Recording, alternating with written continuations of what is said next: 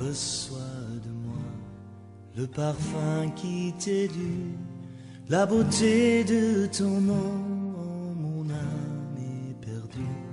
Je veux n'être qu'à toi.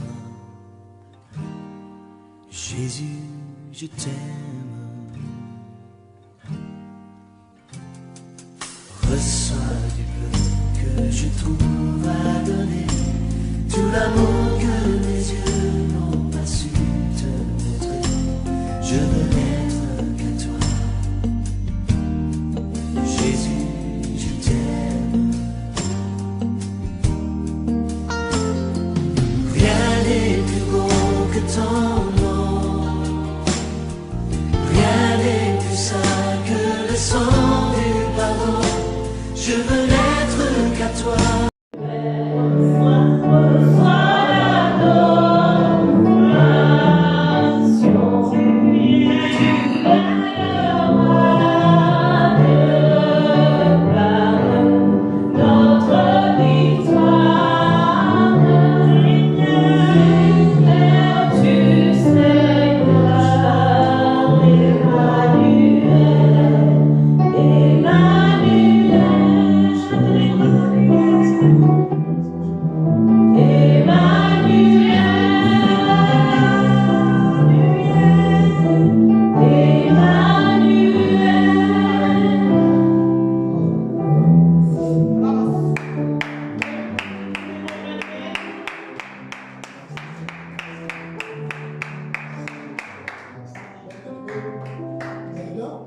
Amen. Amen. L'ami dira, je suis dans la joie lorsqu'on me dit, allons à la maison de l'Éternel. Je suis dans la joie. Je suis dans la joie. Vous savez, il n'y a rien de plus merveilleux d'être avec les bien-aimés et de vous le Seigneur.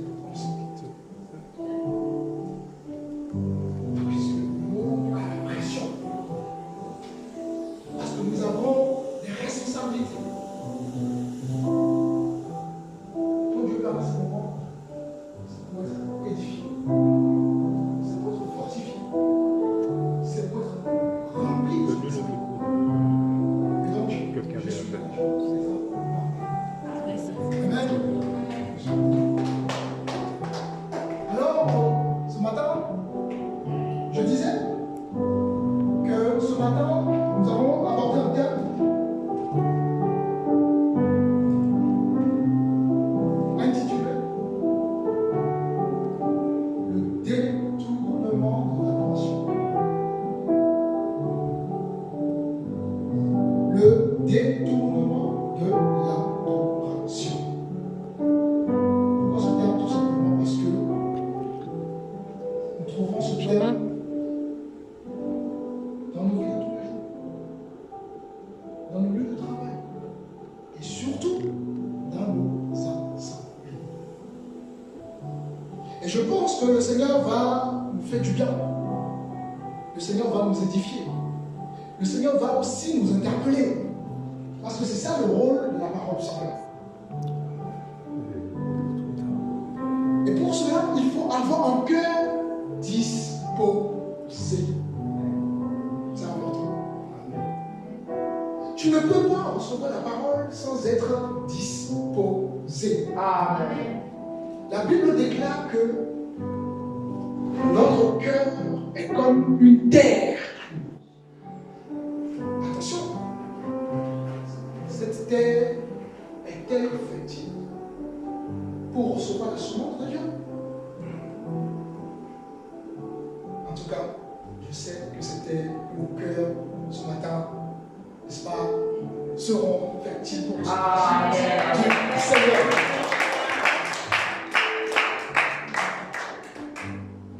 Toi et moi, nous avons été appelés à adorer Dieu.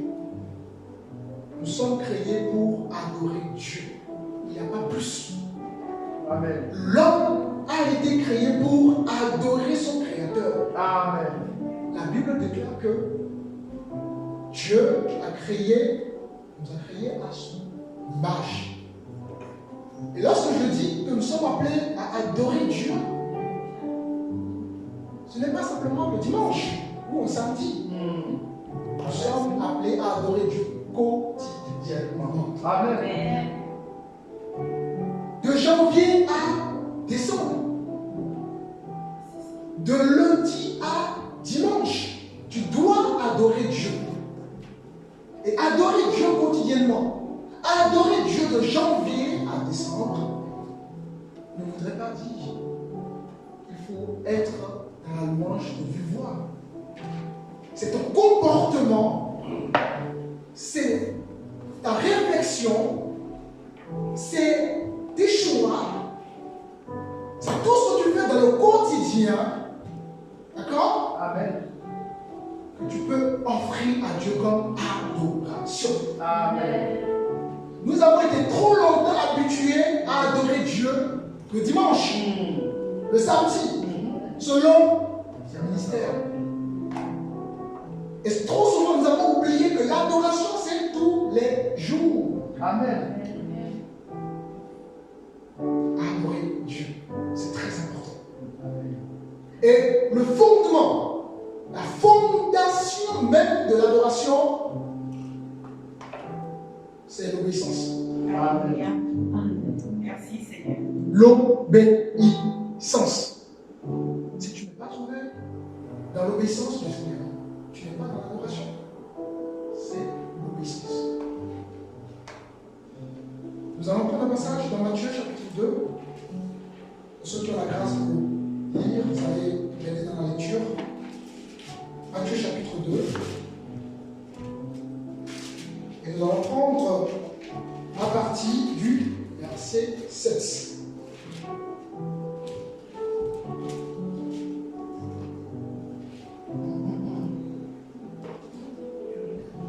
Matthieu chapitre 2, à partir du verset 7.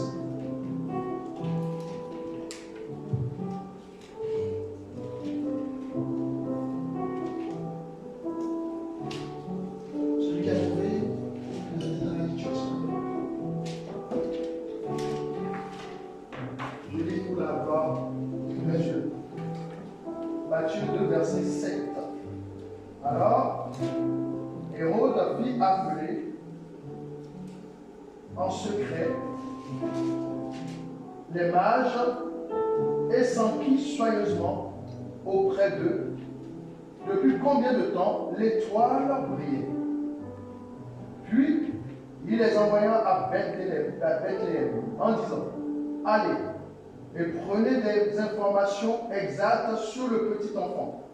Quand vous l'aurez trouvé, faites-le moi savoir, afin que j'aille aussi moi-même l'adorer.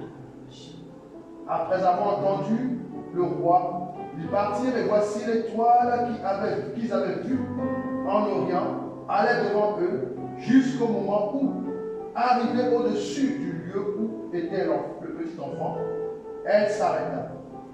Quand ils aperçurent l'étoile, ils furent saisis d'une très grande joie. Ils entrèrent dans la maison, virent le petit enfant avec Marie, sa mère, se prosternèrent et l'adorèrent. Ils ouvrirent ensuite leur trésor et lui offrirent en présent de l'or, de l'encens et de la myrrhe. Amen. Tu sois béni pour sa parole. Amen. Voilà ici des rois mages qui vont apprendre que Jésus, le petit enfant, est né dans une ville. Ils vont se renseigner, ils vont faire l'effort d'aller auprès de ce petit enfant. Et la Bible nous dit que lorsqu'ils arrivent dans le lieu où était né Jésus, la première chose, c'est qu'ils se sont prosternés pour adorer. Cela veut dire qu'ils se sont soumis à l'autorité divine. Amen. Ces mages auraient pu se déplacer avec de l'orgueil. Ces mages auraient pu se dire, mais nous sommes en roi. Est-ce que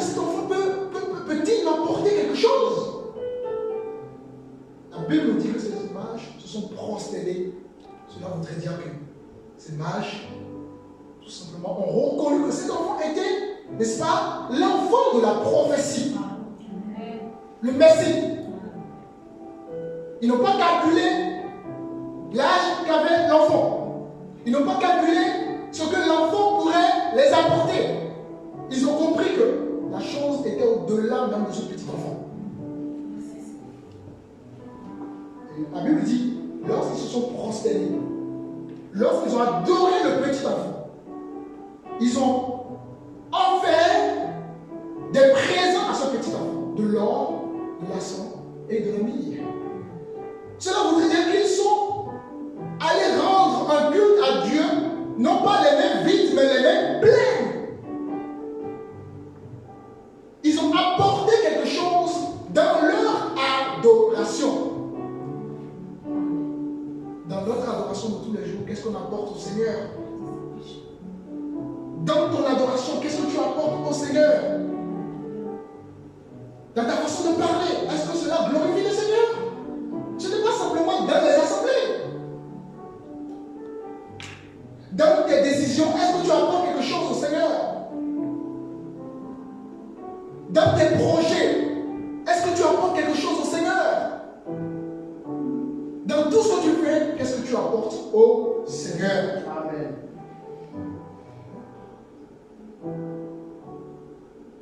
Nous allons prendre un deuxième passage dans Genèse chapitre 22. Et pour ceux qui connaissent un peu l'histoire d'Abraham, notre père de la foi, la Bible nous dit que Abraham et sa femme n'ont pas eu d'enfant jusqu'à leur vieillesse. Amen. Ils ont cherché l'enfant. Ils ont galéré. Ils ont perdu espoir. C'était trop tard.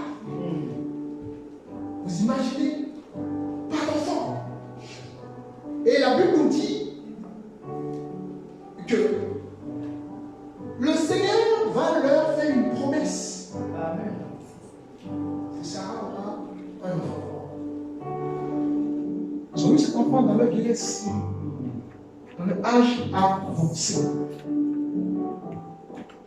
Et Dieu leur donne un enfant. Ce même Dieu qui leur donne un enfant, d'accord, leur demande de sacrifier ce petit enfant, Isaac.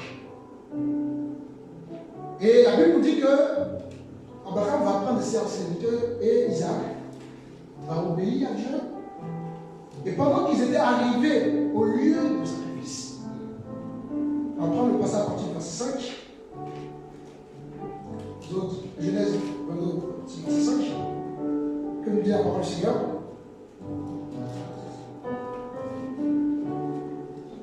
Genèse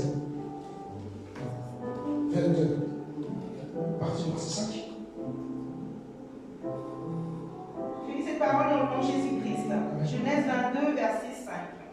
Alors il dit à ses jeunes serviteurs, vous restez ici avec l'âne. Le jeune homme et moi, nous irons là-haut pour adorer, puis nous reviendrons auprès de vous. Verset 6. C'est bon, pasteur, merci beaucoup. Abraham va dire à ses serviteurs, restez ici. Le jeune homme et moi, nous irons quoi là? Adorer Dieu. Vous vous rendez compte le poids de ce que Dieu lui demande? Sacrifie-moi ton enfant.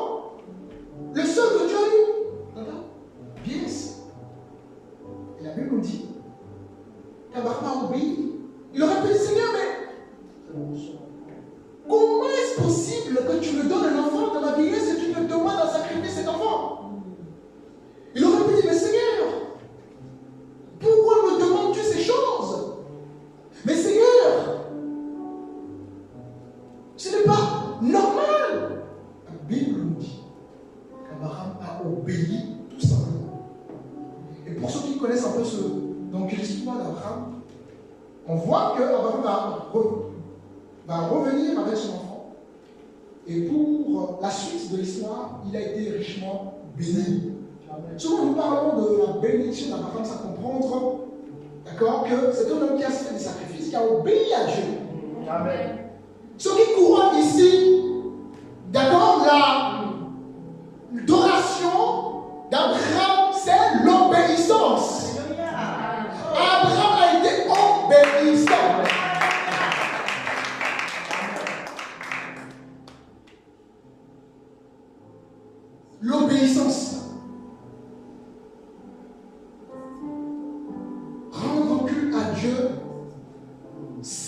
l'obéissance, c'est du temps perdu. Amen. Amen.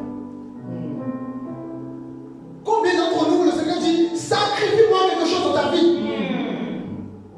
Peut-être des séries télénovelas. Tu passes 4 heures de temps devant et puis Dieu dit, donne-moi 30 minutes de ton temps pour prier, pour évangéliser, pour faire de l'action. Oh Seigneur, je ne suis pas en pleine forme aujourd'hui.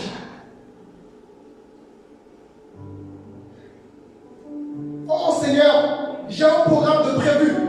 Tu passes au second plan. Nous sommes souvent comme ça dans nos plans, dans nos projets, dans nos actions. La Bible nous dit qu'Abraham obéit sans réfléchir, sans contester l'instruction de Dieu. Amen.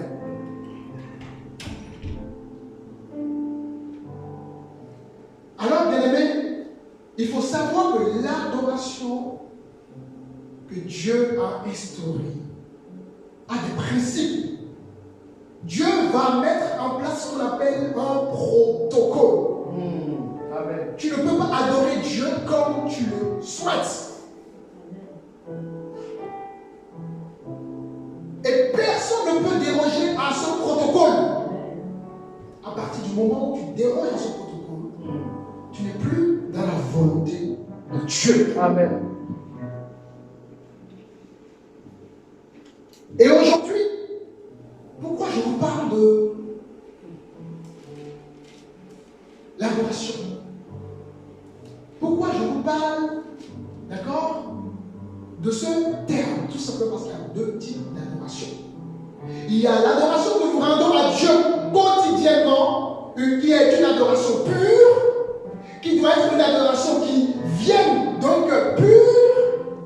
Et il y a l'adoration qui est basée sur les critères de la chair. On appellera une adoration satanique du diable. Et souvent, nous adorons Dieu pensant que nous sommes sur le bon chemin. Nous adorons Dieu pensant que nous faisons ce qu'il faut. Mais en réalité, sans se rendre compte, nous donnons une adoration, nous glorifions Satan de par ce que nous faisons, de par nos comportements. Et Satan a un plan. Satan aussi a un plan. Le but de Satan, c'est tout simplement de récupérer l'adoration qui est due à Dieu. Amen. Satan a un plan qu'on oublie très souvent. La vie chrétienne, ce n'est pas une vie de, comment dirais-je, c'est pas une vie où tu es là, inconsciente. Il faut être conscient de ton appel. Amen. De ta foi, de ce que Dieu est capable de faire dans ta vie. Amen. Et souvent on oublie très rapidement ces choses-là. Et c'est quoi le plan de Satan? Nous allons prendre Matthieu chapitre 4. Nous allons voir. La Bible nous dit que le Seigneur Jésus-Christ a été, d'accord,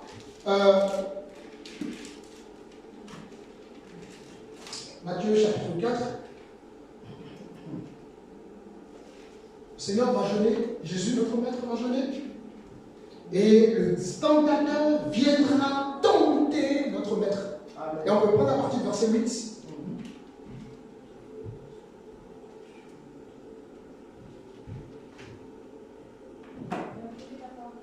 Amen.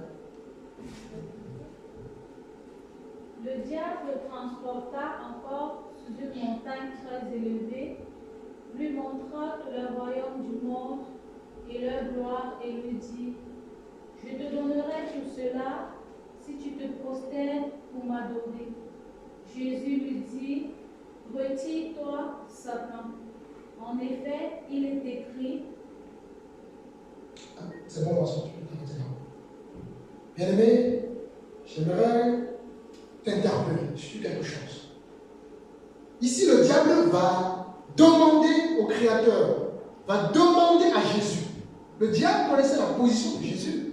Il va quand même lui demander de se prosterner devant lui. Pas simplement se prosterner, parce qu'il d'abord, avant de lui demander de se prosterner, le diable l'a amadoué un petit peu. Tu vois tout ce que j'ai là? C'est à moi. C'est à moi qu'il est remis. Adore-moi et tu auras tout ça. Croyez-moi, bien aimé, si le maître lui-même a été tenté, à plus forte raison, nous, ses enfants, ses serviteurs. Combien de fois le diable vient te présenter des raccourcis? Tu veux faire une formation. Tu te rends compte que la formation, ça va durer, je ne sais pas comme 8 mois. Et toi, en tant qu'enfant de Dieu, tu vas aller chercher des raccourcis. Diplôme au noir. On dit qu'on est chrétien. Tu veux te marier. Le Seigneur te répète, c'est ta femme. Comme on aime dire, Dieu donne une femme, donne une femme. Tu dis, Seigneur, c'est ma femme. Tu es rassuré que c'est ta femme. Tu dis que tu as reçu la confirmation que c'est ta femme. Tu doutes ou pas? Pourquoi tu veux chercher des raccourcis? Pourquoi tu es pressé? Amen, amen. Des raccourcis parce que le diable a dit, ah, tu sais, si tu attends trop longtemps là, tu sais, va te mettre des choses dans la tête. Mais pourquoi tu ne trouves pas cette voie? C'est pas mieux. Tu as un projet. Dieu te donne un projet. Vous savez, quand Dieu nous donne quelque chose, il y a toujours un temps.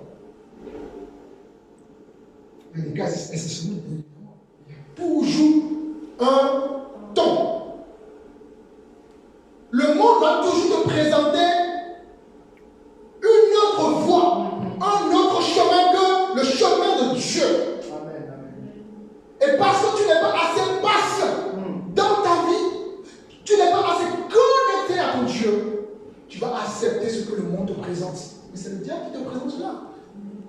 Comme on le voit, prosterne-toi devant moi, adore-moi. Le diable a toujours voulu qu'on l'adore. C'est ça. L'adoration, ça revient à Dieu. Je rappelle que l'adoration, c'est dans nos vies de tous les jours, quotidiennement. Prenons le livre de Romains chapitre 12. Ça va? Ça va jusque là pour nous? Nous sommes en famille, hein? Amen. Je peux parler? Amen.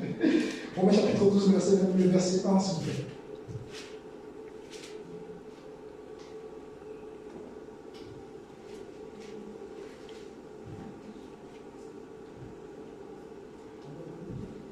Le verset 1er.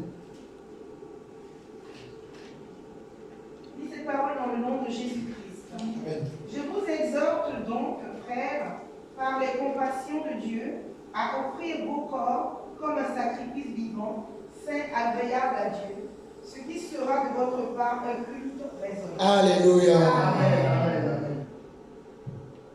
C'est quoi le culte? C'est quoi l'adoration? L'adoration, c'est de rendre un culte agréable à Dieu. C'est de sacrifier quelque chose. Et cette chose ici, c'est notre corps, notre vie. Amen. Je vous exhorte, frères, par les compassions de Dieu, à offrir vos corps comme un sacrifice vivant. Premier point, ça doit être vivant. Nous venons, Seigneur, tout fatigués. C'est fatigué. Mais prie le Seigneur. Tu dois être vivant dans la présence de Dieu. Amen. On loue le Seigneur, mais quand il dort debout, on ne sait pas si tu es avec nous ou pas. On a des projets pour te voir, on te voit aujourd'hui, ça fait 1 an, on te voit après. Et tu chauffes pour le Seigneur. C'est quoi ta position? C'est quoi le choix que tu as, n'est-ce pas? Quel est ton engagement à l'égard du Seigneur? Amen. Tu ne fais pas les choses pour un homme, tu fais les choses pour Dieu. Amen. Lorsqu'on dit que le culte c'est à 10 heures, je ne regarde pas parce que c'est un homme qui a mis 10 heures. J'ai rendez-vous avec mon Jésus. J'ai rendez-vous avec mon Dieu. Offrez vos corps comme un sacrifice vivant. Et non mort. C'est, deuxième point. Quelle est ta vie de sainteté? Es-tu saint? Comment tu parles? Aujourd'hui, nous observons que, alors que l'Église doit influencer le monde, parce qu'à tous les cas, nous sommes des ambassadeurs. Et un ambassadeur représente son pays. Amen. En d'autres termes, nous représentons le ciel. Amen. Tu n'es pas n'importe qui. Amen. Tu représentes le ciel. Amen. Et donc, c'est à toi d'influencer ton entourage. Amen. Mais pourquoi est-ce que nous constatons? C'est le monde qui influence l'Église. Quand je dis l'église, je ne parle pas du bâtiment, évidemment. Chacun d'entre nous, notre corps est le temple du Saint-Esprit. Après avoir, lorsqu'on offre notre corps, d'accord, la Bible dit que offre le corps comme un sacrifice vivant, saint et agréable. Tu dois être agréable à Dieu. Amen. Et comment être agréable à Dieu? De par l'obéissance. Et donc aujourd'hui, j'aimerais vous présenter 3 cas. J'aurais pu présenter beaucoup d'autres cas. Mais je vais vous présenter 3 cas. Et j'invite chacun d'entre nous à faire attention à ces choses. Allons dans le livre de Lévitique, chapitre 20, à partir du verset 1er.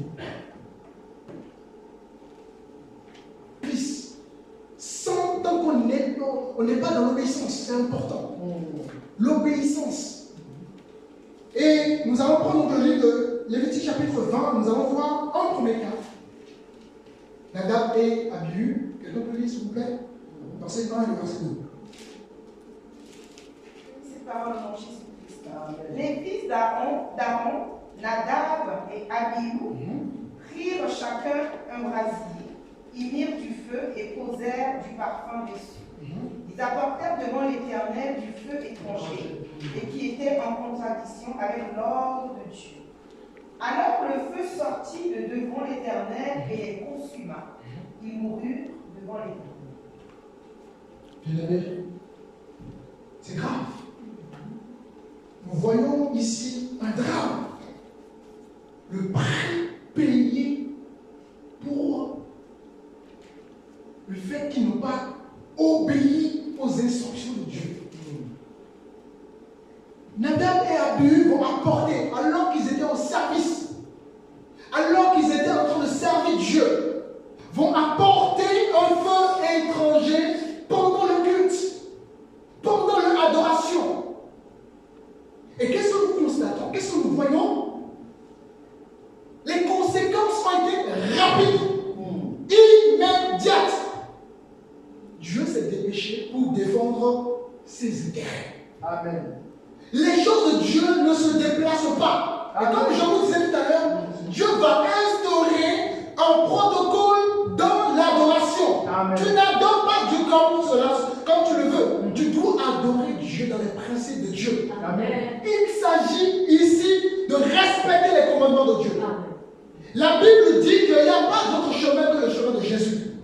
Toi, tu choisis ton chemin. Je vais me former moi-même mon chemin, ma voie, une voie parallèle à la voie de Dieu. De toutes les façons, je dirai au ciel. Mon ami, ma soeur, le seul chemin qui mène vers le ciel, c'est Jean 14, 6, c'est Jésus-Christ. Il n'y a pas d'autre chemin avant lui. Et Nadab et Abihu vont apporter un feu étranger. C'est quoi le feu étranger? Les choses du monde. Les choses qui ne concernent pas, d'accord, Dieu. Souvent, nous sommes dans l'adoration dans nos vies de tous les jours et on apporte des choses qui ne sont pas de Dieu.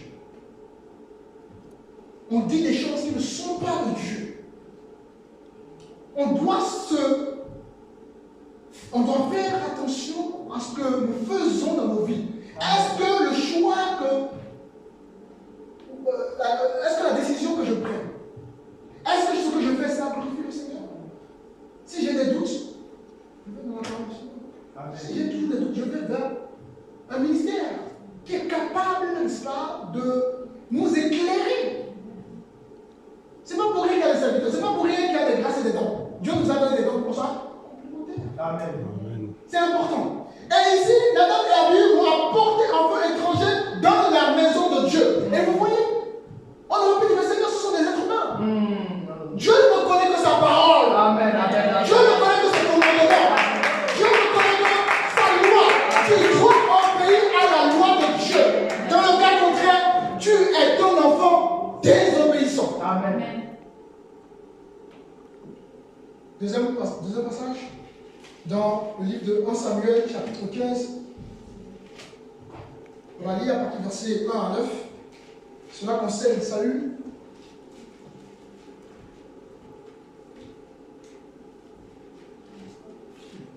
Ces paroles dans le nom de Jésus-Christ. Amen. Samuel chapitre 20, du premier au verset Verset 9. Samuel dit à Saül, c'est moi que l'Éternel a envoyé pour te donner l'onction comme roi sur son peuple, sur Israël. Écoute donc ce que dit l'Éternel. Ainsi parle l'Éternel des armées. Je veux intervenir contre Amalek à cause de ce qu'il a fait à Israël lorsqu'il s'est mis sur son chemin à sa sortie d'Égypte. Va maintenant, frappe Amalek et vouer à l'Éternel tout ce qui lui appartient. Tu ne l'épargneras pas et tu feras mourir hommes et femmes, enfants et nourrissons, bœufs et agneaux, chameaux et ânes. Saül bâtit le rappel du peuple et le dénombra à Télaïm. Il y avait 200 000 hommes de pied et 10 000 hommes de Juda. Saül marcha jusqu'à la ville d'Amalek et mit une embuscade dans la vallée. Il dit aux Kéniens, allez, écartez-vous, descendez du milieu d'Amalek, afin que je ne vous fasse pas disparaître avec lui. Car vous avez eu de la bienveillance pour tous les Israélites. Lorsqu'ils montèrent d'Égypte, les Kéniens s'écartèrent du milieu d'Amalek. Saül bâtit Amalek depuis Avila jusqu'aux abords de Shur, qui est en face de l'Égypte. Il prit vivant Agag, au roi d'Amalek, et voua à l'interdit tout le peuple en le passant au fil de l'épée. Mais Saül et le peuple épargnèrent Agag, et qu'il y avait de meilleurs dans le pays, dans le petit et dans le gros bétail, et dans les bêtes de la seconde portée. Ils épargnèrent les agneaux gras et tout ce qu'il y avait de bon. Ils ne voulurent pas le vouer à l'interdit, et ils vouèrent à l'interdit seulement tout ce qui était méprisable et chétif. Amen. Voilà, on va s'arrêter là pour le moment.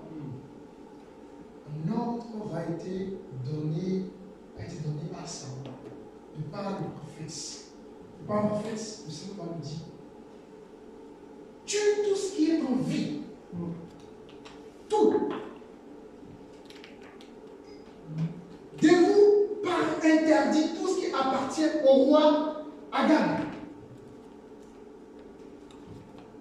Qu'est-ce qui va se passer? Saül va épargner. D'accord? La Bible nous dit qu'il va épargner des agneaux gras, des choses qui sont agréables. Et il va dévouer par interdit les choses qui sont méprisables et chétives. Et regardez un petit peu ce qui va se passer. Voilà déjà, ça commence mal. On lui donne un ordre. Et le monsieur, il décide de son propre gré d'épargner des choses. Qu'est-ce qui va se passer à partir du verset 13, ma soeur? Si on continue. Verset 13.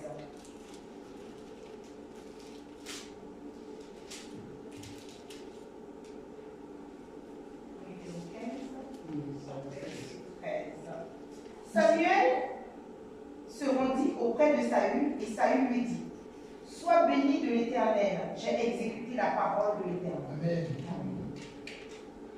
Il ment. On lui donne un ordre, toi qui as été établi roi sur Israël, de vous interdire tout ce qui appartient à Agag. Des hommes, des femmes, tout, enfants, nourrissons, tout. Et qu'est-ce qui se passe? Il va épargner les choses agréables à ses yeux. Et lorsqu'il va voir l'homme de Dieu, il bénit l'homme de Dieu et il lui dit, j'ai fait les choses comme tu me l'as ordonné. Il ment. Vous savez, quand tu es dans la désobéissance, tu crois que ce que tu fais, d'accord, est normal. Il ne se rend même pas plus compte. Il ment. Parce que déjà, il est dans la désobéissance. La désobéissance entraîne une chute. Amen. Le mensonge. On est là, on ne se rend plus compte. On est dans notre monde. On ne se remet plus en question. Il ne s'est pas remis en question de ça, mais est-ce que j'ai appliqué ce qu'on m'a demandé de faire? Combien d'entre nous, combien de fois, n'est-ce pas, on néglige ce que Dieu nous demande de faire? Dieu t'a demandé quelque chose. Au début, tu étais content, tu as bien commencé par l'esprit, tu finis par la chair. C'est ça. Et qu'est-ce qui va se passer dans le verset 14 jusqu'au 15? Verset 14. Samuel dit, qu'est-ce donc que ce bêlement de petit bétail qui parvient à mes oreilles, et ce mugissement de gros bétail que j'entends? Saül répondit, ils les ont amenés de chez les Amalécites, parce que le peuple a épargné ce qu'il avait de meilleur dans le petit et dans le gros bétail, afin de le sacrifier à l'Éternel ton Dieu. Et le reste, nous l'avons voué à l'interdit. Verset 16. Samuel dit, c'est bon parce que tu t'as dit. Quand on dit l'histoire, vous connaissez un peu l'histoire de Saoul. Saoul n'a cessé de désobéir quotidiennement à Dieu. Nous avons vu comment Saoul, pour ceux qui méditent, qui lisent la parole du Seigneur, n'est-ce pas, que Saoul a été tout simplement à subir les conséquences de son désobéissance avec sa famille.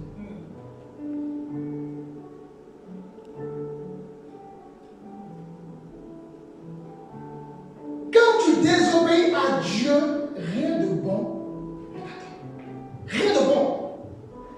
Problème sur problème. J'aimerais vraiment qu'on comprenne l'aspect de l'adoration que nous devons rendre à Dieu.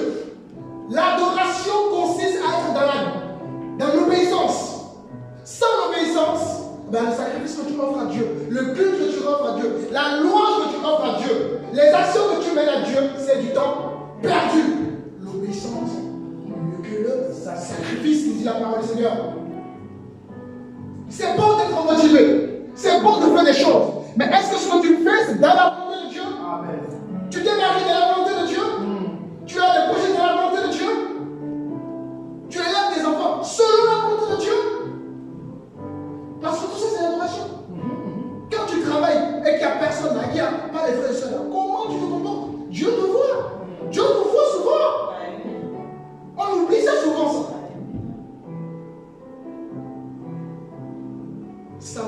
Saül va désobéir à Dieu. Tout simplement parce que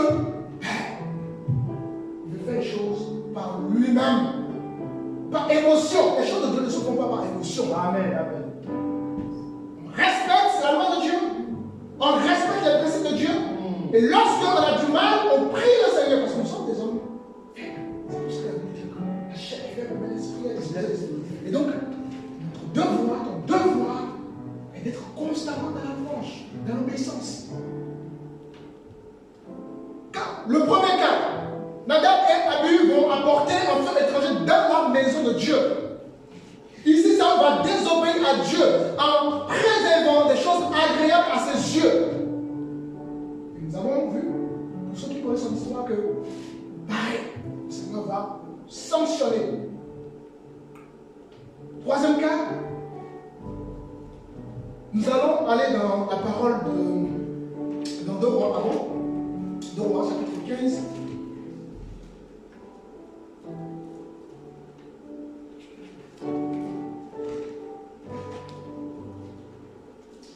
Deux Rois plutôt chapitre 16. On regarde à partir du verset 10. 10 à 17. Cette parole dans le nom de Jésus-Christ. 2 Rois chapitre 16, verset 10. Le roi Ahaz se rendit à Damas à la rencontre de Tiglath-Pileser, roi d'Assyrie. Ayant vu l'autel qui était à Damas, le roi Ahaz envoya au sacrificateur Uri la description de l'autel et le modèle de tous ses éléments. Le sacrificateur Uri construisit un autel en tout point conforme aux instructions que le roi Ahaz avait envoyé de Damas. Et le sacrificateur Uri le fit avant que le roi Ahaz revienne de Damas. Le roi revint à Damas, vit l'autel, s'en approcha et y monta. Il fit brûler un holocauste et son offrande, versa ses libations et répandit sur l'autel le sang de ses sacrifices de communion. bronze qui était devant l'Éternel, il ôta de sa place devant la maison, entre le nouvel autel et la maison de l'Éternel, et il le plaça à côté du nouvel autel vers le nord. Le roi Ahaz donna cet ordre au sacrificateur Uri: fais brûler sur le grand autel l'holocauste du matin et l'offrande du soir, l'holocauste du roi et son offrande, l'holocauste de tout le peuple du pays, avec leur offrande, et verse-y leur libation, et réponds-y tout le sang des holocaustes, et tout le sang des sacrifices. En ce qui concerne l'autel de bronze, je m'en occuperai. Amen. Amen. Ici, on ne parlera même plus de désobéissance. C'est carrément la rébellion. Le roi Achaz va rendre visite à un roi païen, le roi d'Assyrie. Il va rendre visite au roi d'Assyrie et il va voir que ce roi a construit un autel à ses dieux. C'était beau pour lui en tout cas. Et la Bible nous dit qu'il a tellement aimé cet autel qu'il va envoyer une copie au sacrificateur Uri de construire ce tabernacle, cet autel pour Dieu. Pour ceux qui connaissent un peu l'histoire, le tabernacle terrestre est la copie conforme du tabernacle qui est dans les cieux, qui est la maison de Dieu. En d'autres termes, le tabernacle terrestre était la maison de Dieu. Dieu se manifestait dans la nuée, dans le tabernacle.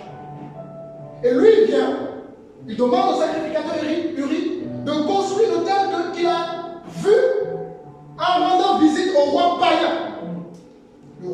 Le sacrificateur Uri va obéir à l'autre, il va construire, n'est-ce pas, un autel à Dieu. Parce que c'était beau. Modernisation.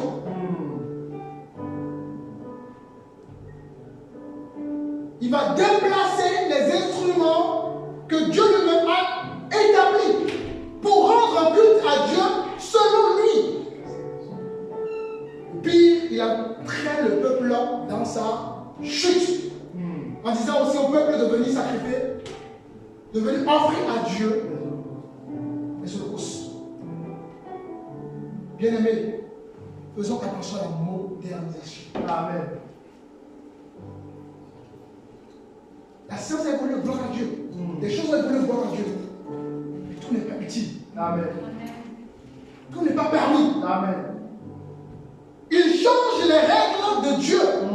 Ce que Dieu établit. Or, chaque élément de Dieu a son sens. Amen. Chaque chose de Dieu est sacrée. Amen. Les choses de Dieu sont sacrées. Tu n'as pas à déplacer les choses de Dieu. On n'a pas à déplacer les choses de Dieu. En disant que oui, mais j'ai trouvé ceci, c'est bon. Est-ce que ça change l'ordre de Dieu? Dieu te dit, l'homme doit aimer une femme. Toi tu viens, tu dis non, l'homme doit aimer l'homme. La femme doit aimer la femme. Dieu établit des règles. Toi tu viens, tu dis change les choses. Dieu dit, femme, soumettez-vous à votre mari selon parce que la soumission, il y a deux soumissions. Il y a la soumission du monde et la soumission de Dieu. Amen. Amen. Et toi tu viens, ah non, comme je gagne déjà le même salaire que mon mari, c'est bon. Tu n'as pas ton mot à dire. Nous changeons les choses de Dieu. La Bible dit que la femme est l'aide de l'homme en soutien, en appui. Et toi tu viens, tu dis non, c'est le contraire.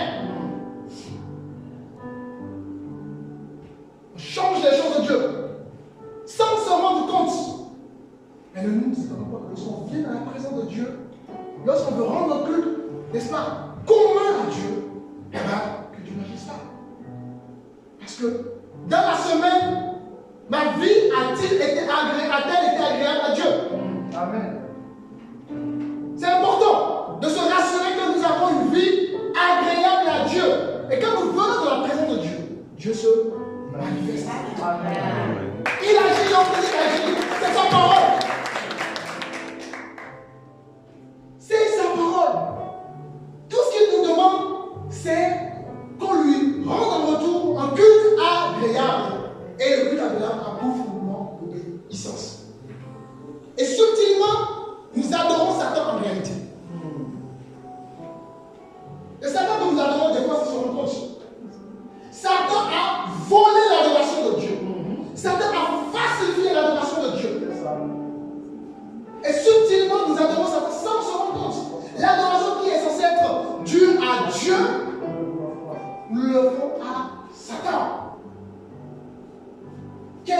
type d'adoration que nous rendons à Dieu.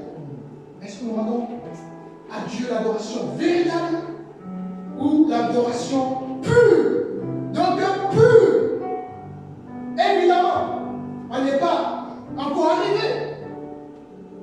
Mais quand tu es sincère avec ton Dieu, quand tu aimes Dieu, il agit. Nous avons l'impression que Dieu n'agit plus. Il y a une raison à cela. Dieu veut agir. Dieu veut nous témoigner qu'il est toujours là. Mais parfois, c'est nous le problème. Nous avons vu, les peuples a vu, ils ont apporté un fruit tranché. Saül va désobéir à Dieu en dévouant ce pas interdit, d'accord, en mettant de côté ce qui a été interdit, en disant, ben voilà, je veux l'offrir à Dieu. Mais ton sacrifice n'est pas dans l'obéissance. Donc tu peux offrir à Dieu des millions, tout ce que tu veux. Dieu va bouger ses oreilles. Amen. Dieu n'écoute pas parce que tu n'es pas dans son protocole, ce qu'il a établi lui-même, dans ses règles. C'est pas que Dieu ne veut pas agir. La Bible déclare que ce qui nous sépare de Dieu, ce sont nos péchés. Dieu veut agir, Dieu a envie d'agir. Mais le problème souvent, c'est nous. C'est toi le problème souvent. Amen. Ce n'est pas Dieu. Tu dois adorer Dieu dans les conditions établies par Dieu, avec les attributs de Dieu. Et quand nous faisons le parallèle avec les rois mages, nous avons vu, les rois mages ont adoré. Ils ne sont pas allés voir l'enfant Jésus, bien qu'il était enfant, ils ne sont pas allés le voir avec l'orgueil.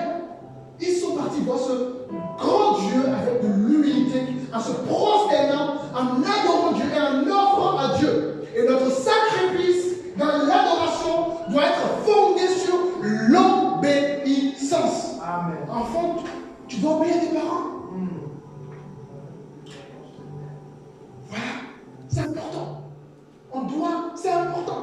Dieu, les choses du Seigneur, c'est dans la simplicité. On n'a pas besoin d'être des robots, de faire les choses juste parce qu'on veut plaire à quelqu'un.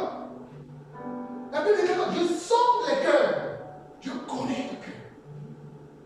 Dieu voit ta souffrance. Dieu voit que tu souffres.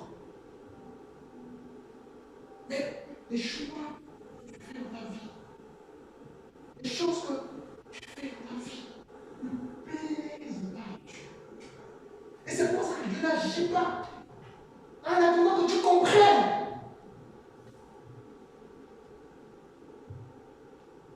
Détournement de l'adoration. Satan a détourné l'adoration qui est due à Dieu. Et en tant qu'enfant de Dieu, je dois vérifier, je dois me rassurer que l'adoration que je rends à Dieu, n'est-ce pas, je le rends réellement à Dieu. Et comment on peut le reconnaître? Ben, tout simplement, de par la vie. Une adoration jour après jour. Amen. Mois après mois. Dans l'obéissance. Car l'obéissance, donc que le sacrifice. Tu peux avoir des réunions, tout ce que tu veux. Si tu n'es pas dans l'obéissance, tout ce que tu fais, c'est zéro. Et c'est le message que j'aimerais partager ce matin. J'aimerais qu'on puisse se lever, demander à nos bien-aimés une adoration. Nous allons disposer notre cœur, parce que nous sommes arrivés à la fin de ce petit partage. Nous allons nous concentrer. Je ne sais pas comment tu as reçu ce message. Je ne sais pas quelle est ta vie. Je suis juste venu partager une parole que le Seigneur, n'est-ce pas, a communiquée. Et nous allons louer le Seigneur. Et si tu as besoin de la prière ce matin, tu peux venir devant, on va prier pour vous. Peu importe, ce n'est pas forcément lié au sujet. Peu importe. N'aie pas honte dans la présence de Dieu. Amen. Il n'y a pas de honte. Nous sommes en famille. Merci pour cette parole, Adonai. Merci pour ce moment de rappel. Parce que souvent, on ne résiste pas. L'Esprit veut agir dans notre cœur. Je aime cette assemblée. Je nous aime. Mais Satan vient et il dit non, non, non, non. Vous voyez, Dieu n'est pas avec vous. Alors que Dieu veut être avec toi. Si ce matin tu as besoin de prière, n'hésite pas. Dans le cas contraire, tu peux aussi prier.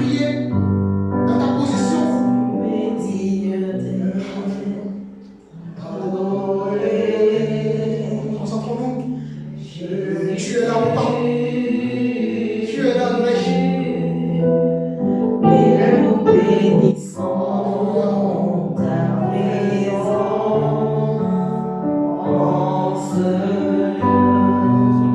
Oui, tu es digne. Tu es digne d'être adoré.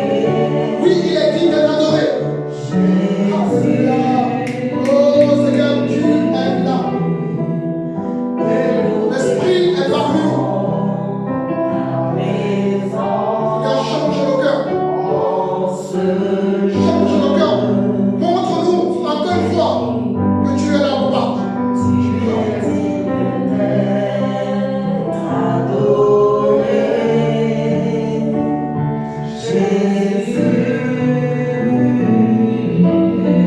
Oh, l'Esprit de Dieu est parmi nous. Tu es là, papa.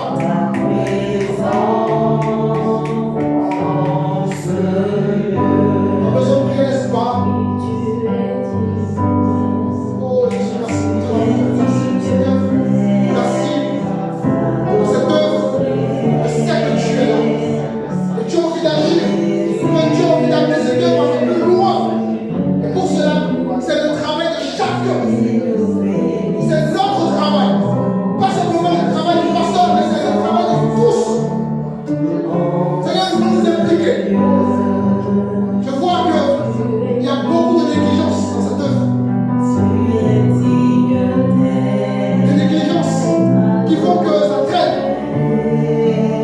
Tu n'atteins pas de responsabilité à apporter à l'édification. On ne fait pas les choses pour un homme. Le Seigneur te dit qu'on ne fait pas les choses pour l'homme. Tu fais les choses pour moi. Alléluia. Une bénédiction est là. Dieu veut agir. Oh Seigneur, oui. Dieu veut bénir. Mais le problème, c'est ton cœur, c'est ton cœur. Dieu nous parle de son